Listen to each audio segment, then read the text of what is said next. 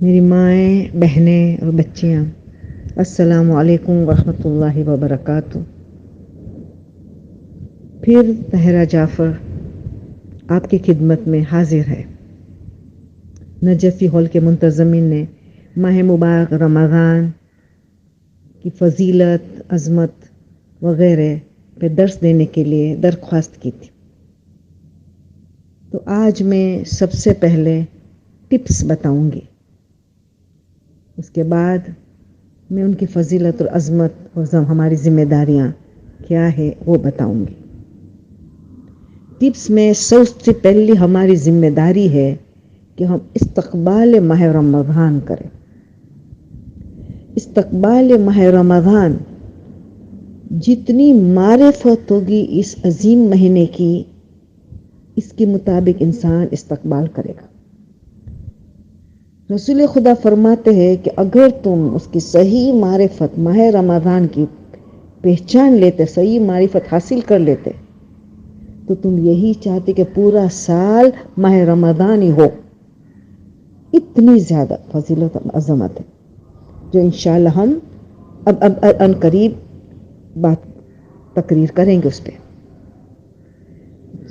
استقبال کی ہماری سب سے پہلی ذمہ داری ہے کہ معرفت حاصل کر اس مہینے کی۔ اس مہینے کی معرفت حاصل کرنے کے لیے اہم ترین چیزیں خطبہ شعبانیہ، جو رسول اللہ ہر شعبان کی آخری جمعہ یہ خطبہ دیتے تھے، اور ہمارے معصومین نے بھی یہ سنت رسول کو جاری رکھا۔ آج تک ہمارے علماء اور ذاکرین بھی اس کو جاری رکھا ہے۔ تو اس کو سٹڈی کرے، اس خطبہ شعبانیہ کو سٹڈی کرے، اس میں عظمت فضیلت بتائی گئی ہے، ہماری ذمہ داری بتائی گئی ہے، جو تقاریر میں ہوں بات کروں گی۔ تو اس کو کی سٹڈی ابھی سے کریں۔ اور 3 دعائیں صحیفہ سجادیہ کی، دعا نمبر 43، 44، 45، 43، 44، 45، یہ 3 دعا کا ترجمہ اور تفسیر کے ساتھ سٹڈی کرے، سمجھے، ان کو بہت فرق پڑے گا۔ ماہ رمضان کا میں زیادہ انسان دلچسپی سے اس مہینے کو گزارے گا۔ اور تیسری چیز میری یہ درخواست ہے کہ دست غیب شیرازی کی کتاب سید الشہداء، تو انہوں نے جو کتاب لکھی، آخر میں جو چیپٹرز ہے، چند باب ہے ماہ رمضان کی فضیلت، ہماری ذمہ داریاں وغیرہ، بہت اچھے انداز میں دست غیب نے حدیث اور وغیرہ کے روشنی میں لکھی ہے۔ تو یہ 3 تو ہماری ذمہ داری ابھی سے سٹڈی شروع کر دینا ہے ہمیں۔ تو دیکھنا کہ کیسے مہینہ گزرتا ہے، اتنا دلچسپی اور محبت سے، اور ایسا محسوس ہوگا کہ بس یہ مہینہ ختم ہی نہ ہو، اتنا مزہ آئے گا، اتنا مزہ آئے گا۔ اور پھر آخری جب 3 دن بچے ہو، جو 3 روزہ امام علی رضا فرماتے کہ استقبال کے لیے ایک بہترین عمل ہے کہ 3 روزہ رکھ کے، 3 آخری روزہ رکھ کے ماہ رمضان کو استقبال کریں۔ چاہے قضا روزہ ہو، چاہے مستحب روزہ ہو، چاہے منتی روزہ ہو، اس کا ثواب امام علی رضا فرماتے گویا پوری زندگی روزہ ہی رکھے، پوری زندگی، پورا سال نہیں، پوری زندگی روزے میں رہے، اتنا زیادہ ثواب۔ کیونکہ خوشی خوشی انسان ویلکم کرتا ہے ماہ مبارک کا، یہ 3 روزہ رکھ کے۔ اور کیونکہ یہ بھی چلو بتا دوں کہ جب ویلکم کی بات کرتے تو وداع کرتا ہے جب انسان رمضان کو، تو بہت غم زدہ ہوتا ہے، جو ہماری معصومین کا طریقہ تھا۔ جو ماہ رمضان آتے تھے تو ہمارے معصومین بہت خوشی مناتے تھے، اتنی خوشی، اور ہر ایک کو مبارکبادی دیتے، ماہ مبارک آ رہا ہے، مبارکبادی دیتے تھے ماہ رمضان کی آنے سے پہلے۔ اور جب ماہ رمضان رخصت ہوتا ہے تو بہت گریا کرتے تھے، وہ غم زدہ ہو جاتے، آنکھوں میں سے آنسو جاری ہو جاتے۔ تو اس کے لیے بتایا ہے کہ 6 روزہ رکھو، بتائے کہ نہیں ہم مس کر رہے ہیں، ہم اس کو ختم ہونے پر ہم بھی غم زدہ ہے۔ تو 4 شوال سے 9 شوال 6 روزہ، استقبال کے لیے 3 روزہ، مگر الوداع کے لیے 6 روزہ، بتانا ہے کہ ہم ماہ مبارک کو مس کر رہے ہیں، اتنا ہم دل سے روزہ رکھ رہے تھے۔ تو یہ 6 روزہ 4 شوال سے 9 شوال کوشش کرے کہ اس میں بھی اگر منت کا ہو، نظر کا ہو کہ قضا ہو، اس کو کرے، تب بھی اس دنوں کو چوز کرنے کا ہمیں ثواب حاصل ہوگا. تو استقبال کے لیے ہے 3 روزہ. اور استقبال کے ضروری ہے کہ ہم چیک کریں کہ کسی کی امانت ہمارے پاس نہیں، کسی کی کتاب، کسی کا برتن، کسی کا قرضہ ہمارے پر ہو، یا خمس میں کوئی کمی پیشی، رد مظالم، یہ ساری ذمہ داری کو انجام دے. اور اگر لوگوں سے معافی بھی مانگ سکے تو نور علی نور، ورنہ خدا سے معافی مانگے اور خدا سے یہ بھی کہے کہ جو ہم نے بندوں سے کوتاہی کی ہے تو ان کے طرف سے تو معافی دے، اور بندوں کے لیے کچھ نیکی کرے، بندوں کے لیے کچھ استغفار کرے تاکہ ان کے طرف سے بھی ہمیں معافی مل جائے، تاکہ ہم پاک و پاکیزہ ماہ مبارک کا آغاز کریں. ایسا استقبال کرے کہ بہت زیادہ ہم پاک و پاکیزہ حالت میں آج آ گئے ہیں، اس طرح تو بہت زیادہ ہمیں فائدہ حاصل ہوگا. تو پھر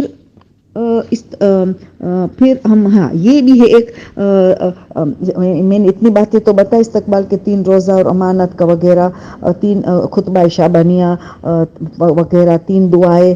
ایک چیز میں بھول گئی، وہ علماء کی تقاریر، پرانے سالوں کی علماء کی تقاریر جو ہے یہ یوٹیوب میں آتی رہتی ہے، تو آپ اس کو تقاریر کو بھی سنیں. کبھی موڈ نہیں ہوتا ہے پڑھنے کا تو سنیں، کبھی سننے کا موڈ ہوتا ہے، کبھی پڑھنے کا موڈ ہوتا ہے. تو یہ چیزوں کو سب کو ہمیں ابھی سے شروع کرنا ہے. بہت وقت کم بچا ہے تو جلدی سے شروع کر دیں تاکہ ہم بہترین استقبال کریں اس مہینے کی. اب ہم ٹپس دیں گے. پہلے سب سے پہلا ٹپس کیا ہے؟ پہلی تاریخ بہت عظیم تاریخ ہے. یاد رکھنا ایک چیز کے بھی 6 غسل ہے ماہ مبارک میں راتوں میں جو قربتاً اللہ والا غسل ہے، قصد قربت والا. یعنی جب رات کے وقت غسل بتایا جائے تو سمجھ لینا بہت عظیم ترین راتیں ہیں، جس میں چند چیزیں بہت امپورٹنٹ. ایک شب داری، جتنی کر سکے شب داری کرے، صدقہ دے، بہت ضروری ہے صدقہ. اور تیسری چیز امام حسین کی زیارت، اور بعد میں امام کی زیارت کو فراموش نہ کرے، چاہے زیارت علی یاسین ہو، جو آپ کو چاہے. تو یہ 2 زیارتوں کو ترک نہ کریں. اور غسل میں بھی ان کی رجا کی نیت سے ہم ڈال سکتے. ان 6 راتوں میں جو قربت والا غسل ہے اس میں ہم رجا کی نیت سے زیارت امام حسین وغیرہ اور توبہ استغفار اور خوش اخلاق ہونے کا، صبر و شکر کی منزل حاصل کرنے وغیرہ، سب کی رجا کی نیت سے نیتوں میں اضافہ کرتے چلے جانا ہے. تو یہ پہلی تاریخ کو غسل کرنے سے ابھی 6 بتا دوں 6 کون سے غسل ہے. پہلی تاریخ کی رات، 17 کی رات شب بدر، 19، 21، 23 اور 24 کی بھی بہت اہمیت ہے. 2 رات مسلسل شب داری کرنا 23 اور 24 مشکل ہے، مگر کوشش کرنا چاہیے کہ 24 کی رات کی بھی بہت زیادہ فضیلت بتائی گئی ہے. تو یہ 6 غسل اس میں نیتوں کو ملائے. مگر پہلی کو جو ہے اس میں 3 چلو پانی رجا کی نیت سے، جو شیخ حسن نجف ارمغان اسلام میں بتاتے ہیں، اور کہ غسل کے بعد 3 چلو پانی سر پہ ڈالنے سے باطنی طہارت نصیب ہوتی ہے. باطنی طہارت، روح کی صفائی، نفس کی صفائی. 30 چلو پانی مگر رجا کی نیت سے. اور جہاں ایک چیز یاد رہے، جو رجا والا غسل ہو وہاں نماز کے لیے وضو کرنا واجب ہے، آیت اللہ خوئی اور سستانی. اور جہاں قربت والا ہو تو نماز کے لیے وضو مستحب ہے. کوشش کرے وضو مستحب بھی بھلے کیوں نہ ہو اس کو چھوڑے نہیں، کیونکہ ثواب بہت زیادہ ہے. مگر یہ پتہ ہونا چاہیے کہ رجا والے غسل میں نماز کے لیے وضو کرنا واجب ہے. تو یہ ایک اہم مسئلہ ہے. عید الفطر کا غسل کی بھی بات ابھی ہو جائے ساری ٹپس میں. عید الفطر کی رات کا غسل جو ہے آیت اللہ خوئی کے نزدیک قربت والا غسل ہے، قربتاً اللہ والا غسل. سستانی کے نزدیک اس غسل میں ان کے تحقیق میں نہیں ہے، یہ غسل آیت اللہ خوئی کے نزدیک ضرور ہے.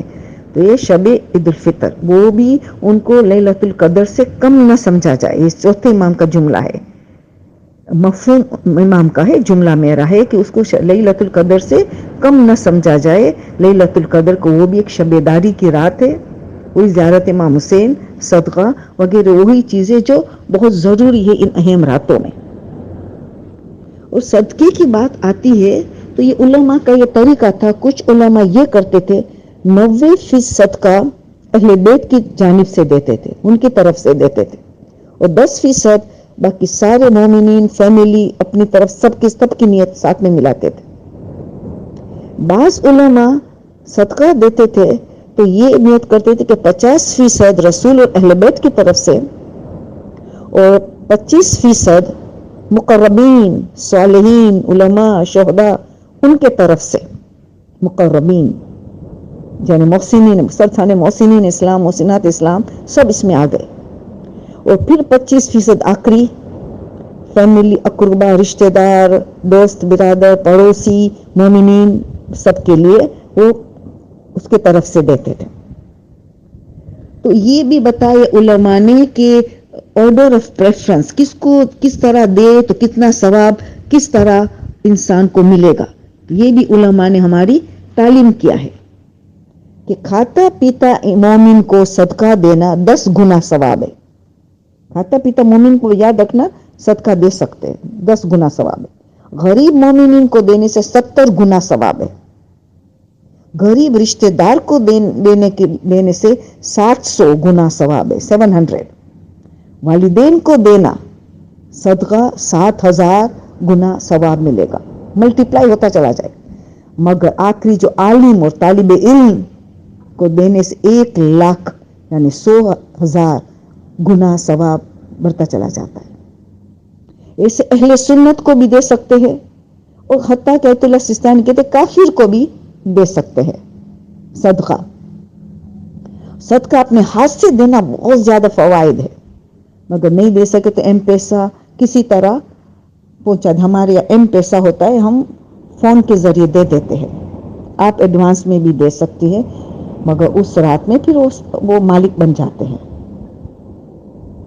تو یہ پہلی رات کو صدقے کو فراموش نہ کرے. قربت والا غسل ہے، بہت اہم ہے. زیارت امام حسین کو فراموش نہ کرے، اور کوشش کرے کہ صلہ رحم کر سکتے ہیں اس رات تو بہت اچھا. تقدیر بدل دیتی ہے صلہ رحم، اور علم تھوڑا سا حاصل کرے تاکہ تقدیر بدل جائے. اور باقی کی عبادتوں تو آپ خود واقف ہے، کون سی نمازیں پڑھنی چاہے، تلاوت قرآن وغیرہ. ہر ماہ رمضان کی رات کو 1000 مرتبہ سورہ قدر اور 100 مرتبہ سورہ دخان پڑھنے کی سخت تاکید ہے. تو ہم جتنا پڑھ سکے، جب 1000 اور 100 بتایا گیا ہے تو پہلی رات کو ہم مغرب سے لے کے سحری تک 1000 بتایا گیا، ہم جتنے پڑھ سکے 10 12 100 جتنے. اور سورہ دخان ہر رات کو 100 مرتبہ بتایا گیا ہے تو کم سے کم 1 مرتبہ تو ہم ضرور پڑھے، 1 2 3 مرتبہ، مگر 1 تو ضرور پڑھے سورہ دخان ڈیلی. اور کوشش کرے ہر روز سورہ دخان کے ابھی سے مطالعہ کرے کیوں اللہ 100 مرتبہ چاہتا ہے اس سورہ کو پڑھے. وہ شب قدر میں تو ہم پڑھتے ہیں، وہ تو قرآن کے سال گرا کے رات ہے. تو یہ کوشش کرے کہ ان چیزوں کو فراموش نہ کرے. اب ہم دعا کے سلسلے میں آئے. دعا افتتاح کو کبھی نہیں چھوڑا جا سکتا. اس کی اسٹڈی کرے، اس میں گہرا تعلق اللہ اور امام زمانہ کے ساتھ. خود امام نے تعلیم کی ہے، اور امام کیا چاہتا ہے کہ ہمارا تعلق اللہ کے ساتھ بہت سٹرونگ ہو اور امام زمانہ کے ساتھ بہت سٹرونگ تعلق، قوی تعلق ہو. یہ دونوں کا تعلق رکھنا چاہے روح کی آکسیجن ہے، روح کے لیے آکسیجن اتنا اہم ہے. تو دعا افتتاح سمجھ کے پڑھیں گے تو یہ دو تعلقات بہت سٹرونگ ہوتا چلا جائے گا. پہلی رات کو جشن کبیر کے لیے سخت تاکید ہے. اتنا زیادہ ثواب ہے کہ جو پہلی رات کو جشن کبیر پڑھتا ہے تو گویا اس نے لیلۃ القدر کو درک کر لیا، یعنی پوری رات شب قدر میں جاگ کے اس رات کو درک کر لیا، قبول ہو گئی۔ ایک جشن کبیر پہلی رات کو پڑھنے سے اتنا زیادہ ثواب ہے، اور اگر نہ پڑھ سکے تو جتنی پڑھ سکے، بلکہ اگر تھوڑا سا پڑھ لیا مگر 10 مرتبہ اس کا جواب پڑھ لیا تو جوشن کبیر کا فوائد حاصل علماء کے قول کے مطابق اس کا فوائد حاصل کر سکتے ہیں۔ 10 مرتبہ اس رات کو اگر جوشن کبیر نہیں پڑھ سکتے یا تھوڑی بہت پڑھ سکتے ہیں تو 10 مرتبہ ان کا جواب پڑھے۔ کیا جواب ہے؟ سب کو یاد ہے؟ بسم اللہ الرحمن الرحیم، سبحانک یا لا الہ الا انت الغوث الغوث خلصنا من النار یا رب۔ 10 مرتبہ اس کا معنی سمجھ کے پڑھے تو گویا تم نے اس کا فوائد حاصل کر لیا جشن کبیر کا۔ تو یہ ساری چیزیں پہلی رات کی زیادہ تھی، تو ساتھ ساتھ دوسری راتوں کے لیے بھی میں نے بیان کر لیا ہے تاکہ ہم اچھی پریپریشن تیاری کریں۔ اب پہلے دین کی بات کر رہے ہیں۔ پہلا دین بھی بہت اہم ہے۔ بعض نے تو کہا والفجر ہے، یہ سورہ اللہ قسم کھا رہا ہے، یہ فجر جو ہے وہ حقیقت میں پہلی ماہ رمضان کے دین ہے، فجر، اس کی قسم اللہ کھا رہا ہے۔ اس میں ہے ایک ہی غسل، شیخ عباس قمی مفادینان میں بتا رہے، دین میں جمعے کا غسل تو وہی ہے جو ہر جمعے کو ہوتا ہے پورا سال، مگر ماہ رمضان کا غسل کا ثواب تو بہت زیادہ ہوگا۔ جمعے کا غسل وہ تو قربتاً الی اللہ والا غسل، مگر دین میں ایک ہی غسل انہوں نے بتایا شیخ عباس قمی، مگر آیت اللہ خوئی اور سستانی نے اس کی فہرست میں نہیں ڈالا ہے، مگر ہم رجا کی نیت سے کر سکتے ہیں۔ پہلی ماہ رمضان کی دین میں ہم غسل کریں گے رجا کی نیت سے، اور اس میں بھی 30 چلو پانی سر پہ ڈالیں گے۔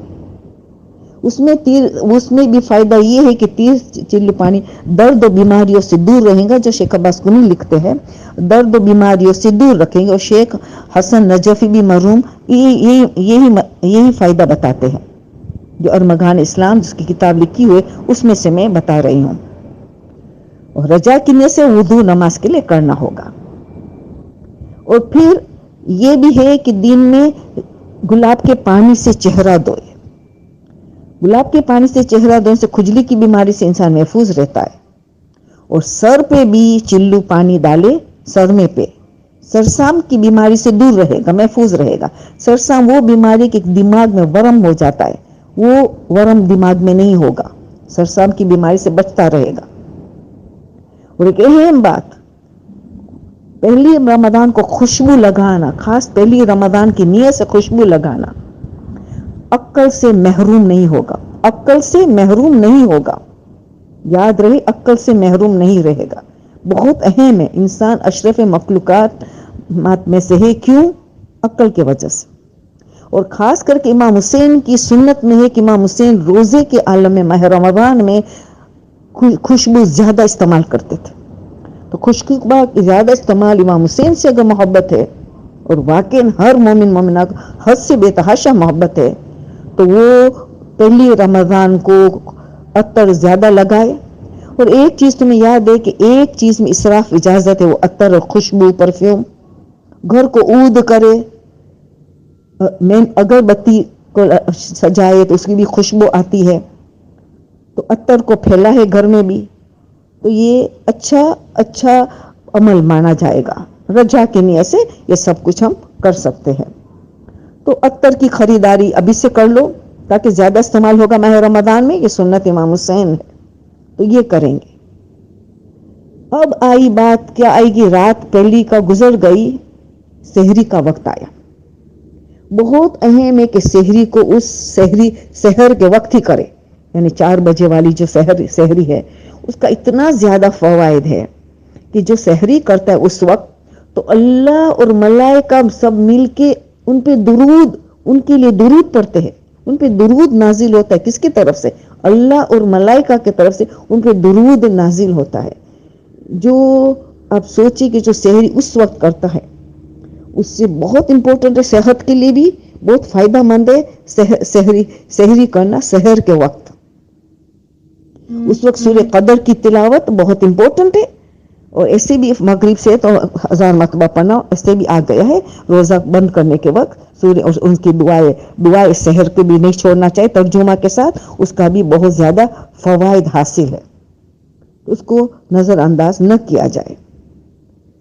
अब आएंगे तो फिर पहली इफ्तारी आएगी।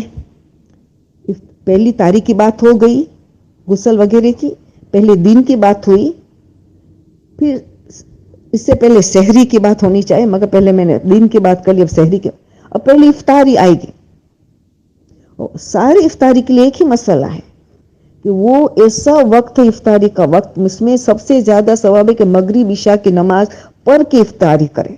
मगरिब इशा की नमाज पढ़ के जो सबसे ज्यादा सवाब चाहिए, भले मुख्तसर नमाज पढ़े मगर नमाज पढ़ के पढ़े, सिवाय 2 वजूहात कि इतनी भूख बर्दाश्त नहीं होती है, प्यास बर्दाश्त, तो फिर नमाज से पहले इफ्तारी कर ले। या तो फिर अगर कोई इंतजार कर रहे हमारी इफ्तारी के लिए, शौहर है हमारी इंतजार करते कि बच्चे हमारे वो अकेले इफ्तारी करना नहीं चाहते, तो फिर उसमें फिर बेहतर है कि नमाज बाद में पढ़े, उनके लोगों के साथ इफ्तारी करे।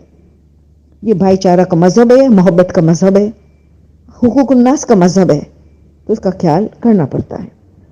तो मगरिब इशा की नमाज के बाद इफ्तारी करना बहुत ज्यादा सवाब है। इफ्तारी का वक्त अजीम तरीन वक्त है दुआ के लिए, जबरदस्त वक्त है दुआ के लिए, जबरदस्त। और ये न फरमाइश करे कि अहम तरीन हमारी दुआ है इमाम ज़माना का ज़ुहूर हो जाए और उनके मददगार बने, नासिर और मददगार बने। ये दुआ हर वक्त करनी है माह मुबारक की इफ्तारी के वक्त, और खातिमा बखैर हो, हमें शहादत नसीब हो, आखिरत में हमें आला दर्जा हो, अहले बैत के करीब हमें जगह मिले, ऐसी दुआ को न फरामोश किया जाए। तो आप हमें खुद भी मगफिरत की दुआ वगैरह, हम लोगों के लिए दुआ, जो परेशान लोगों के लिए, जिनको औलाद नहीं उनके लिए दुआ, जिनका रिश्ता नहीं हो उनके लिए दुआ, जो कैद में है परेशान है उनके लिए दुआ, सारी दुआएं को हमें तैयार रखनी चाहिए कि हम दुआ करेंगे लोगों के लिए। और उस वक्त दुआ का टाइम तो बहुत है, मगर एक चीज है कि इंसान खौफ और उम्मीद के दरमियान होता है। एक लम्हे के लिए सोचना है कि मेरा रोजा कबूल हुआ कि रद्द हुआ, बातिल तो नहीं होता मगर रद्द हुआ कि नहीं, क्योंकि कोई एक गुनाह भी हुआ तो उसका सवाब से महरूम हो गए, कबूल ना हुआ तो एक डर खौफ हो कि मैं सोच रही कि पूरा दिन कैसा गुजरा, कहीं किसी की गिबत हो गई थी, कहीं मैं से झूठ बोल लिया तो बस सवाब तो चला गया, रोजा हो गया, उसकी कज़ा नहीं है, बातिल नहीं हुआ मगर कबूल नहीं हुआ। तो कबूल न होने से तो फिर दूसरे दिन और इंसान एहतियात करता है कि अब के रोजे मेरे कबूल हो जाए। कोई गुनाह नजर आया कि मैंने गिबत तो नहीं की मगर गिबत सुन ली, तब भी वही गुनाह है, तो फिर तौबा करे, इस्तगफार करे, मुआतबा करे। उस वक्त थोड़ी देर के लिए मुहासबा किया कि कहीं गुनाह तो नहीं सरजद हुआ है, तो फिर पता चला कि गुनाह हुआ तो मुआतबा करे, सजा दे कि बस 10 दिन तक मैं शरबत से अपने आप को महरूम रखूंगी, ठंडा पानी नहीं, ठंडा शरबत नहीं, कुछ नहीं। तुम क्यों ये गुनाह किया? या तो चंद रकात नमाज, 14 रकात नमाज पढ़ ली कि मेरे से गुनाह हो गया, रोजे के आलम में मेरा रोजा मकबूल नहीं हुआ, मेरा रोजा का सवाब मैंने जाया कर दिया, इतनी जहमत उठाई मगर कबूल नहीं हुआ। तो मुआतबा कर सजा दे तो ही इंसान के दूसरे तीसरे ऐसे रोजे बेहतर होता चला जाएगा। तो इंसान को बहुत इस वक्त ख्याल करना है कि ये मुहासिबा और मुआतबा का बहुत ख्याल करे माह मुबारक में रमजान में, इफ्तारी के वक्त खास, ताकि उस वक्त खौफ और उम्मीद के दरमियान में है इंसान कि बस मैं रोजा कबूल हो जाए, मेरा रोजा कबूल हो जाए, यही फिक्र हमारी होनी चाहिए।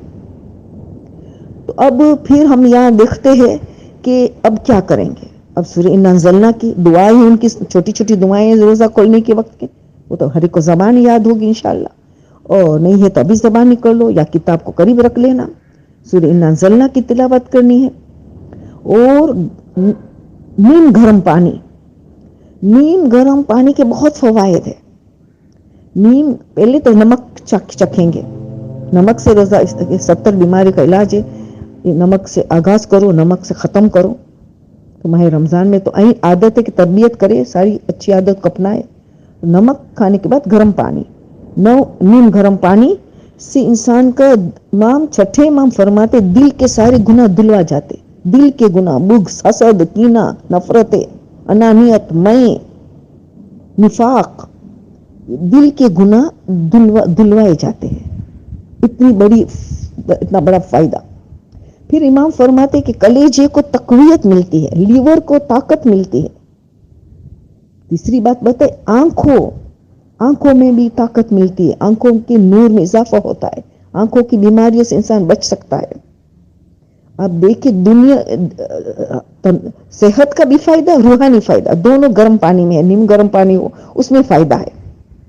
پھر کھجور کھانا ہے. کھجور 3 کھاؤ تو بہت اچھا، کیونکہ کھجور میں طاقت ہے. 3 کھجور کھا سکتے ہو، افورڈ کر سکتے ہو تو بہت اچھی بات ہے، ورنہ 1 کھجور کھا لو. تو یہ کھجور کی ذات شیخ عباس کنی لکھتے ہیں کہ 400 نمازوں کا ثواب ہے. کھجور سے روزہ کھولنا نماز کا ثواب کو بڑھا دیتا ہے. کتنا بڑھا دیتا ہے؟